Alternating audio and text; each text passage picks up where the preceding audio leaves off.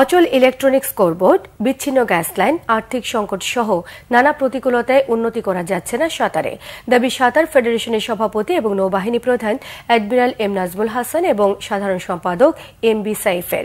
এসব সীমাবদ্ধতার মধ্যেই সাইফ পাওয়ারটেকের পৃষ্ঠপোষকতায় শুরু হয়েছে ৩৬তম জাতীয় বয়সভিত্তিক সাঁতার এবং ডাইভিং প্রতিযোগিতা।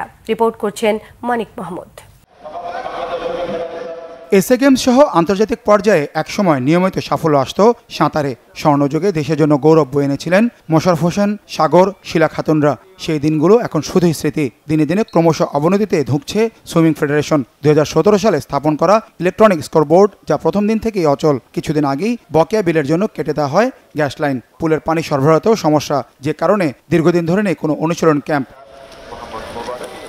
নানা প্রতিকূলতার মধ্যেও বয়সভিত্তিক সাঁতার আয়োজন করেছে ফেডারেশন। পরিকল্পনা নিয়েছে আবারও সেরা সাঁতারও খোঁজার। প্রতিযোগিতাটা আমাদের সাঁতারের বর্তমান এবং ভবিষ্যতের জন্য অত্যন্ত গুরুত্বপূর্ণ একটি ইভেন্ট, এবং এর মাধ্যমে আমরা তরুণ এবং উদীয়মান সাঁতারুদেরকে খুঁজে পাই। আগামী মাসের ২ তারিখে এই প্রতিযোগিতায় যারা ভালো ফলাফল করবে তাদেরকে আমরা একটা বিশেষ তাদের জন্য একটা ক্যাম্পেইন শুরু করব।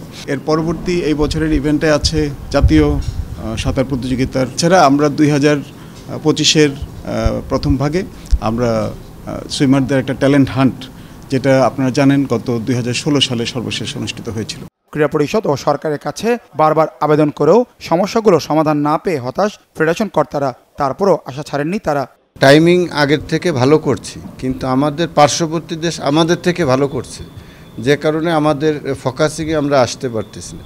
2017 সালে স্কোরবোর্ডটি, আজকে পর্যন্ত স্কোরবোর্ডটি আমরা ঠিক হয় না।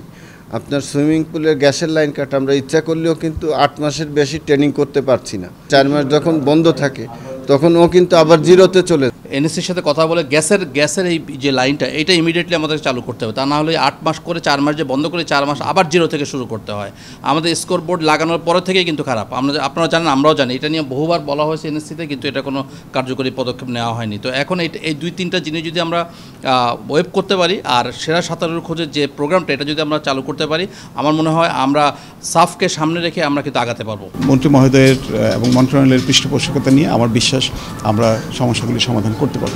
সাইফ পাওয়ারটেকের পৃষ্ঠপোষকতায় 4 দিনে এই প্রতিযোগিতায় বিভাগীয় ক্রীড়া সংস্থা, জেলা ক্রীড়া সংস্থা, সুইমিং ক্লাব, বিকেএসপি ও বাংলাদেশ আনসার সহ মোট 65টি দলের প্রায় 550 জন সাঁতারু অংশ নিচ্ছেন।